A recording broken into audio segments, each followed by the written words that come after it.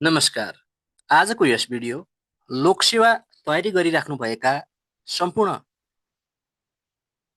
परीक्षार्थीहरू अर्थात् नेपालको संविधान सम्बन्धी इच्छा राख्ने जान्नलाई के रहेछ त यसमा संवैधानिक व्यवस्थाहरू भन्ने इच्छा राख्ने र प्रत्येक लोकसेवा इक्जाममा चाहिँ यहाँबाट सोध्ने प्रश्नहरू रहेका कारण यो भिडियो लोकसेवाका परीक्षा दिने परीक्षार्थीहरूका लागि एकदमै महत्त्वपूर्ण मानिन्छ। यसमा हामीले भाग 1 देखि भाग 4 सम्मका बहुवैकल्पिक प्रश्नोत्तरहरू लिएर आएका छौँ। यो सिरिज अन्त्यसम्म हेरेर लाभ उठाउनुहोला। हामी भिडियोतिर लागौँ। सबैभन्दा पहिला प्रस्तावना, प्रारम्भिक र नागरिकता सम्बन्धीका प्रश्नहरू रहेका छन्। यहाँहरूले यसलाई अझै फलदायी बनाउन संविधानको किताबबाट यो भाग 1, भाग 2 र प्रस्तावना एकचोटि पढेर अनि अगाडि बढ्नुभयो भने आफूले चाहिँ कति जानेको छ भन्ने कुरा चाहिँ एउटा थाहा हुन्छ है। प्रश्नहरू यस्तै यस्तै सोध्ने गर्छ यहाँबाट। नेपालको संविधान कहिले जारी भएको हो? यसको सही उत्तर हो 2072 साल असोज 3 गते। नेपालको संविधानको मूल स्रोत के हो? अप्सन सी जनता, नेपाली जनता। नेपालको सार्वभौम सत्ता र राजकीय सत्ता कसमा निहित रहेको छ भन्दा नेपाली जनतामा। संविधानको पालना गर्नु कसको कर्तव्य हो? यसको सही उत्तर हो प्रत्येक व्यक्तिको। यसमा नागरिकको मात्र, राजनीतिक दलको मात्र भन्ने आउला, तर यसको उत्तर प्रत्येक व्यक्तिको हो। प्रत्येक नागरिकको भनेर आउला, त्यो पनि नलेख्नु होला। प्रत्येक व्यक्तिको नै हो भनेर चाहिँ बुझ्नु होला। संविधानको पालना गर्नु कसको कर्तव्य हो? प्रत्येक व्यक्तिको। धेरैपल्ट सोधिसकेको प्रश्न हो। नेपालको राज्य व्यवस्था कस्तो छ? यसको सही उत्तर हो संघीय, लोकतान्त्रिक, गणतन्त्रात्मक। नेपाल कस्तो राष्ट्र हो भन्दा बहुजातीय, बहुभाषिक, बहुधार्मिक। नेपालको राज्य धर्म के हो? अब नेपालमा त हामीले भनिसक्यौँ धर्मनिरपेक्ष हो, सबै धर्मलाई चाहिँ बराबर मान्छ भनेपछि यसमा कुनै राज्य धर्म छैन। संविधान अनुसार नेपाल कस्तो राज्य हो भन्दा धर्मनिरपेक्ष। नेपालको राष्ट्रिय हितको आधारभूत विषय कुन हो? यसको सही उत्तर स्वतन्त्रता, सार्वभौमसत्ता र भौगोलिक अखण्डता। नेपालमा बोलिने सबै मातृभाषाहरू के हुन् भन्दा राष्ट्रभाषा हुन्। नेपालको सरकारी कामकाजको भाषा कुन हो? यसको सही उत्तर नेपाली। नेपाली भाषा कुन लिपिमा लेखिन्छ भन्दा देवनागरी। नेपालको राष्ट्रिय झण्डा कस्तो छ? यसको उत्तर हो 2 त्रिकोणयुक्त। नेपालको राष्ट्रिय फूल कुन हो? यसको उत्तर हो लालीगुराँस। नेपालको राष्ट्रिय रङ कुन हो? यसको उत्तर सिमरिक। त्यसै गरी नेपालको राष्ट्रिय जनावर गाई, नेपालको राष्ट्रिय पन्छी डाँफे। कुनै नेपाली नागरिकलाई नागरिकता प्राप्त गर्ने हकबाट वञ्चित गर्न सकिने छ भनेर सोद्धा सकिँदैन। नेपालमा कस्तो नागरिकताको व्यवस्था गरिएको छ? एकदमै महत्त्वपूर्ण प्रश्न हो। एकल सङ्घीय नागरिकता। संविधान प्रारम्भ हुँदा नेपालको नागरिकता प्राप्त गरेका व्यक्ति के मानिन्छन्? यसको उत्तर नेपाली नागरिक। वंशजको आधारमा नागरिकता प्राप्त गर्न सकिने आधार कुन हो? यसको उत्तर हो बुवा वा आमा नेपाली नागरिक हुनु। यो दुईटैमा चाहिँ बुवा अथवा चाहिँ आमा चाहिँ नेपाली नागरिक भयो भने वंशजको आधारमा नागरिकता प्राप्त गर्न सकिने आधार रहेको हुन्छ। बुवा आमाको ठेगाना खुलेको छैन भने नेपालमा भेटिएको त्यस्तो बालक के मानिन्छ? वंशजको आधारमा नेपाली नागरिक मानिन्छ। उसलाई वंशजको आधारमा नेपाली नागरिकता प्रदान गरिन्छ समय पुगेपछि। नेपाली नागरिक आमाबाट नेपालमा जन्मिएको र बाबुको पहिचान नभएको व्यक्तिलाई के प्रदान गरिन्छ भन्दा वंशजको आधारमा नागरिकता प्रदान गरिन्छ। नेपाली नागरिकसँग विवाह गरेकी विदेशी महिलाले के लिन सक्छिन्? उत्तर हो अङ्गीकृत नागरिकता। नेपालको सम्मानार्थ नागरिकता कसले प्रदान गर्न सक्छ? यो नेपाल सरकारले प्रदान गर्छ। लैङ्गिक पहिचान सहितको नागरिकताको प्रमाणपत्र कसले पाउन सक्छ भन्दा वंशजको आधारमा नागरिकता प्राप्त व्यक्तिले चाहिँ पाउन सक्छ। नागरिकताको प्राप्ति, पुनः प्राप्ति र समाप्ति सम्बन्धी व्यवस्था कसले गर्छ? यसको उत्तर हो सङ्घीय कानुन। गैर आवासीय नेपाली नागरिकता कसलाई दिन सकिन्छ? यसको उत्तर विदेशमा बस्ने नेपाली मूलका व्यक्तिलाई। गैर आवासीय नेपाली नागरिकताबाट मुख्यतः कुन अधिकार उपभोग गर्न पाइन्छ? आर्थिक, सामाजिक र सांस्कृतिक अधिकार। यो तीनटा चाहिँ उपभोग गर्न पाइन्छ। तर मतदान अधिकार, राजनीतिक अधिकार, हैन, संवैधानिक पदको अधिकार, यो अधिकारहरू चाहिँ उपभोग गर्न पाइने व्यवस्था अझै भइसकेको छैन। नेपालको प्रत्येक नागरिकको परिचय खुल्ने अभिलेख राख्ने व्यवस्था कसले गर्नेछ? यसको उत्तर हो सङ्घीय कानुन अनुसार हुनेछ। अब हामीले बुझ्नुपर्ने कुरा, नेपालमा नागरिकताका किसिम भनेर 4 प्रकारका नागरिकता, ती हुन् वंशज, दोस्रो अङ्गीकृत, तेस्रो सम्मानार्थ र अर्को चाहिँ गैर आवासीय। एकदमै महत्त्वपूर्ण छ, 4 प्रकारका नागरिकता बुझ्नुहोला। भाग 3 मौलिक हक तथा कर्तव्यतिर हामी अगाडि बढौँ। यसको लागि हजुरहरूलाई मौलिक हक कुन धारामा कुन मौलिक हक कण्ठ हुनुपर्छ, त्यसै गरी नागरिकका कर्तव्यहरू पनि कण्ठ हुनुपर्छ। यदि संविधानमा त्यो पढेर आउनुभयो भने एमसिक्यू यहाँहरूलाई एकदमै फलदायी हुनेछ। यो याद गर्ने तरिका छ, 16 धारा 16 देखि 46 सम्म चाहिँ रहेका छन् मौलिक हकहरू। स सो स स न्या अ यानी, छुस धासु गोसो सोसी, भारो स्रस्वा, खा मबा, दजे सासा उदय सम भनेर याद गर्नुभयो भने यहाँहरूले चाहिँ यसको पहिलो अक्षर हो, यी सबै याद गर्नुहोला। त्यस पछाडि हामी अगाडि बढौँ। सम्मानपूर्वक बाँच्न पाउने हक कुन धारामा व्यवस्था गरिएको छ? यसको उत्तर हो धारा 16 मा। नेपालमा मृत्युदण्डको सजाय दिने गरी कानुन बनाउन सकिने छ भनेर हामीलाई झुक्क्याउन सक्छ। हो, हामीलाई थाहा छ यस्तो व्यवस्था छैन भनेर, तर हामीले झुक्क्याउन सक्छ। त्यही भएर जान्न जरुरी छ, सकिँदैन। मृत्युदण्डको सजाय दिने गरी कानुन बनाउनै सकिँदैन हालको संविधान बमोजिम। स्वतन्त्रताको हक कुन धारामा व्यवस्था गरिएको छ? यसको सही उत्तर हो धारा 17। याद गर्नुहोला। विचार र अभिव्यक्तिको स्वतन्त्रता कुन हक अन्तर्गत पर्दछ? यसको उत्तर हो स्वतन्त्रताको हक। मैले बारम्बार भनिराखेको छु, यहाँहरूले एकपटक संविधानको किताबबाट मौलिक हकहरूको व्यवस्था जुन छ भाग 3 मा उक्त कुरा पढेर आउनुभयो भने यो एमसिक्यू एकदमै फलदायी हुनेछ। राजनीतिक दल खोल्ने स्वतन्त्रता कुन हक अन्तर्गत पर्दछ? यसको उत्तर हो स्वतन्त्रताको हक। नेपालको कुनै पनि भागमा आवत जावत गर्ने स्वतन्त्रता कुन धाराले प्रदान गरेको छ? यसको उत्तर हो धारा 17। समानताको हक कुन धारामा उल्लेख गरिएको छ? यसको उत्तर धारा 18। कानुनको दृष्टिमा सबै नागरिक के हुन्? अब स्वतन्त्र हुन् कि, समान हुन् कि, शक्तिशाली हुन् कि उत्तरदायी हुन्? यसको सही उत्तर हो समान। उत्पत्ति, धर्म, जात, जाति, लिङ्ग आदिका आधारमा भेदभाव गर्न पाइन्छ भन्दा पाइँदैन। पैतृक सम्पत्तिमा कसको समान हक हुन्छ? एकदमै कन्फ्युजिङ प्रश्न छ। छोराको मात्र, छोरीको मात्र, जेठो सन्तानको अथवा सबै सन्तानको? यस्तो सही उत्तर हो सबै सन्तानको। संविधान बमोजिम पैतृक सम्पत्तिमा सबै सन्तानको चाहिँ हक लाग्छ। सञ्चारको हक कुन धारामा व्यवस्था गरिएको छ? यसको सही उत्तर हो धारा 19। समाचार तथा सूचना प्रकाशनमा पूर्व प्रतिबन्ध लगाइने छ भन्दा लगाइने छैन। हामीले यदि संविधानै पढेका छैनौँ भने यति साधारण प्रश्न पनि हामीले मिलाउन सक्दैनौँ साथीहरू। त्यही भएर एकचोटि संविधानको किताब खोलेर मौलिक हक पढ्नुहोला। अनि हामीसँग त 140 वटा प्रश्न छन् यसमा। त्यही भएर एकचोटि सर पढेर आउनुहोस्, त्यसपछि भिडियो पज गरेर अगाडि बढ्नुहोला, एकदमै फलदायी हुनेछ। न्याय सम्बन्धी हक कुन धारामा रहेको छ? यसको सही उत्तर हो धारा 20। पक्राउ परेका व्यक्तिलाई कति घण्टाभित्र न्यायिक अधिकारी समक्ष उपस्थित गराउनु पर्छ? यसको उत्तर हो 24 घण्टाभित्र। कुनै व्यक्तिलाई दोषी प्रमाणित नभएसम्म के मानिन्छ भन्दा निर्दोष मानिन्छ। एकदमै यो टेक्निकल टर्म याद गर्नुहोला, बुझ्नुहोला। अपराध पीडितको हक कुन धारामा उल्लेख छ भन्दा धारा 21। यातना विरुद्धको हक धारा 22 मा व्यवस्था गरिएको छ। शारीरिक वा मानसिक यातना दिन पाइन्छ त भन्दा बिल्कुल पाइँदैन। निवारक नजरबन्द विरुद्धको हक कुन धारामा रहेको छ? यसको सही उत्तर हो धारा 23। छुवाछुत तथा भेदभाव विरुद्धको हक धारा 24 सिरियल्ली नै छ। जातीय आधारमा छुवाछुत गर्नु कस्तो कार्य हो? एकदमै गम्भीर सामाजिक अपराध हो। सम्पत्तिको हक कुन धारामा व्यवस्था गरिएको छ? यसको सही उत्तर हो धारा 25। प्रत्येक नागरिकलाई सम्पत्ति आर्जन, भोग तथा बेचबिखन गर्ने हक छ आखिर? छ त? यसको उत्तर हो छ। धार्मिक स्वतन्त्रताको हक कुन धारामा छ? यसको सही उत्तर धारा 26 मा। कसैको धर्म परिवर्तन गराउन पाइन्छ? यसको उत्तर हो पाइँदैन। धर्म परिवर्तन गराउन चाहिँ पाइँदैन। सूचनाको हक कुन धारामा व्यवस्था गरिएको छ? यसको उत्तर हो धारा 27। गोपनीयताको हक कुन धारामा रहेको छ? यसको सही उत्तर हो धारा 28।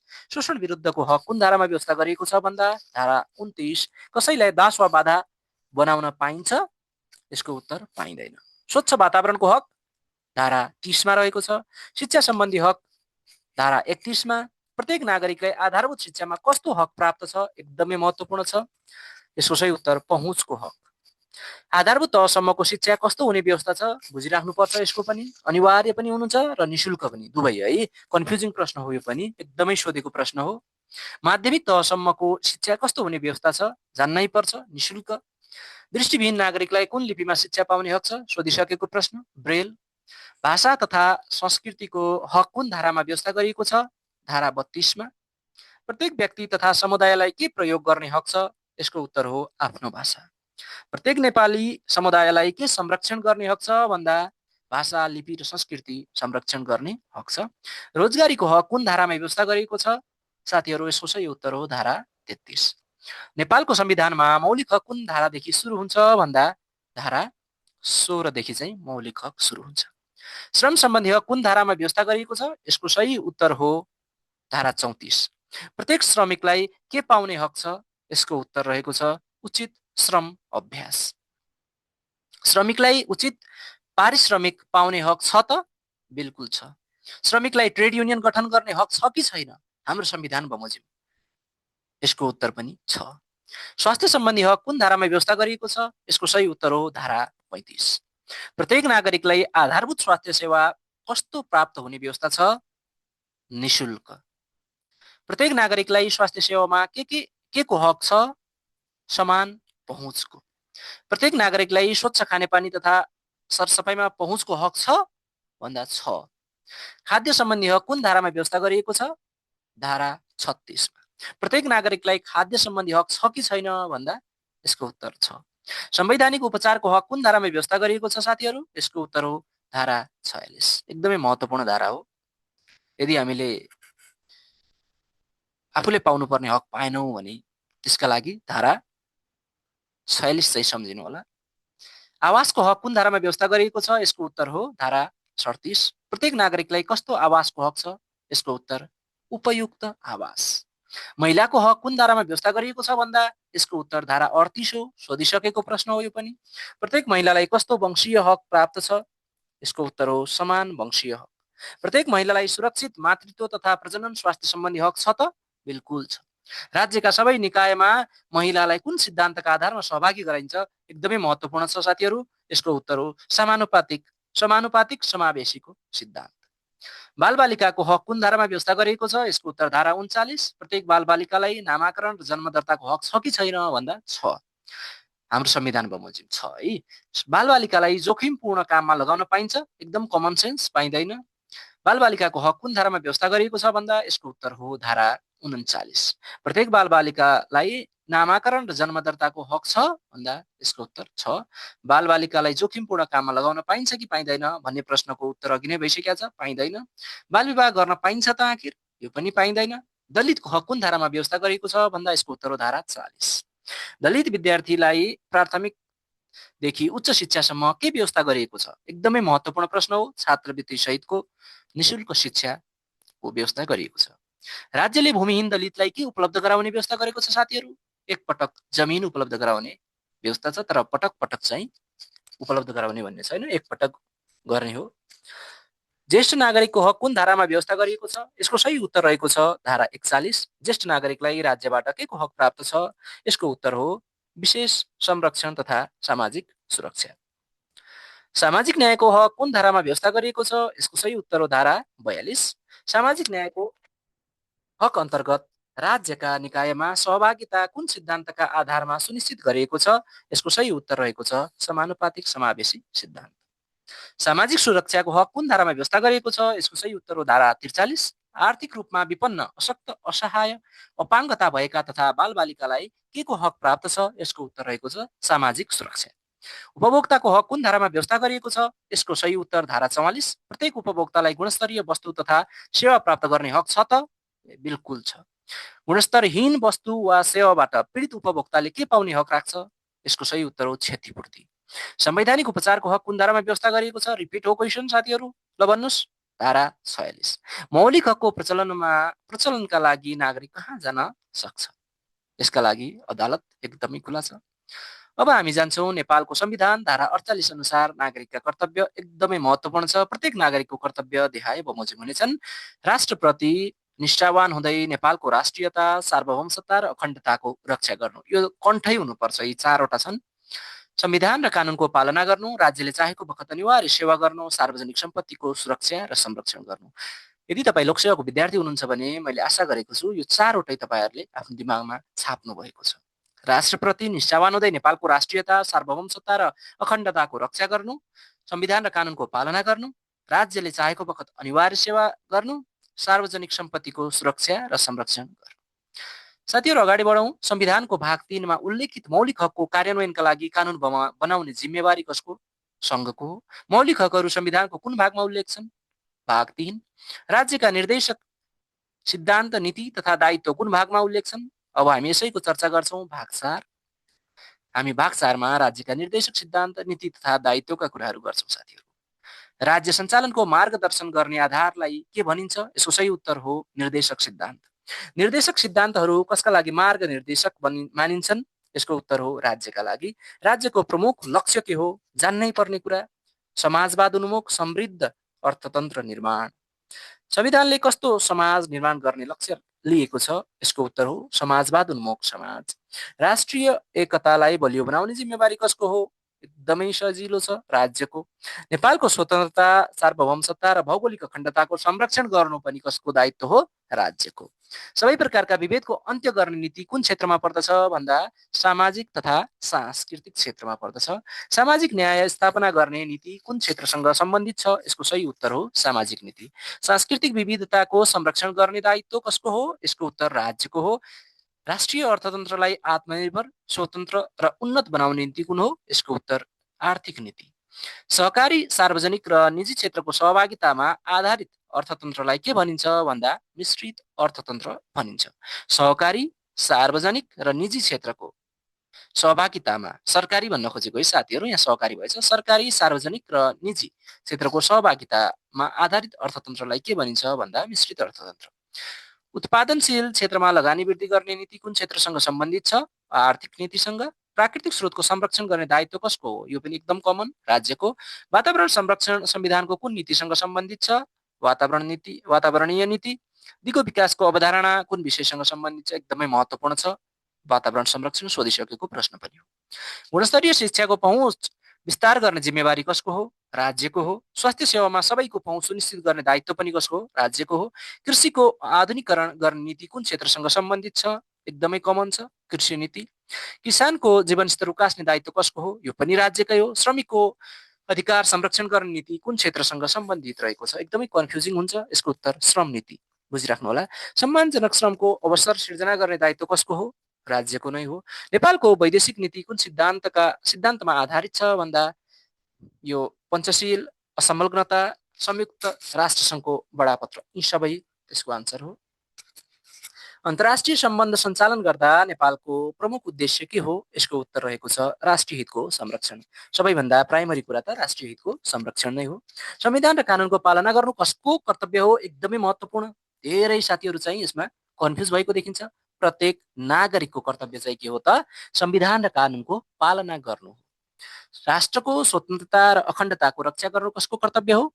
प्रत्येक नागरिकको। सार्वजनिक सम्पत्तिको संरक्षण गर्नु कसको कर्तव्य हो? प्रत्येक नागरिकको।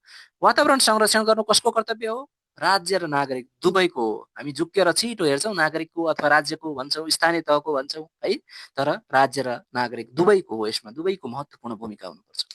संविधानको सर्वोच्चता कुन सिद्धान्तसँग सम्बन्धित छ? यसको उत्तर हो कानुनी शासन। नेपालमा शासन प्रणालीको आधार के हो भन्दा विधिको शासन। संविधानले समावेशी लोकतन्त्रलाई जोड दिएको छ कि छैन भन्दा छ। संविधानले लैङ्गिक समानतालाई महत्त्व दिएको छ त? यसको उत्तर छ। सामाजिक न्याय संविधानको प्रमुख उद्देश्य हो आखिर, हो कि होइन? यसको उत्तर हो। साथीहरू आशा छ यहाँहरूले संविधानका यी 3 धाराहरू पढ्नुभयो, त्यसपछि एमसीक्यूमा आउनुभयो। फेरि चौथो भाग, धारा भने मैले भाग, यी सुरुका 4 वटा भाग, भाग 1, 2, 3, 4 र प्रस्तावना, यी 5 वटा कुरा पढेर चाहिँ यो एमसीक्यू फेरि रिपिट गरेर हेर्नुभयो र आफूले चाहिँ कति मिलाउन सक्नुहुन्छ भन्ने आफ्नो सेल्फ इभ्यालुएसन गर्नुभयो भने पक्कै पनि आउने लोकसेवाले लिने जाँचमा चाहिँ तपाईँहरूको लागि चाहिँ एकदमै सहज हुनेछ। आशा छ यो भिडियो मन पर्यो होला। यस्तै सिरिज यो संविधानको सम्पूर्ण अन्त्यसम्म सबै भागहरूको यसरी नै भिडियो एमसीक्यूमा चाहिँ मन पराउनुहुन्छ र चाहनुहुन्छ भने कमेन्ट बक्समा लेख्न नबिर्सनु होला। यहाँले अन्त्यसम्म भिडियो हेरिदिनु भयो, यहाँहरूलाई धेरै धेरै धन्यवाद। यहाँहरूको भविष्य उज्जवल होस्।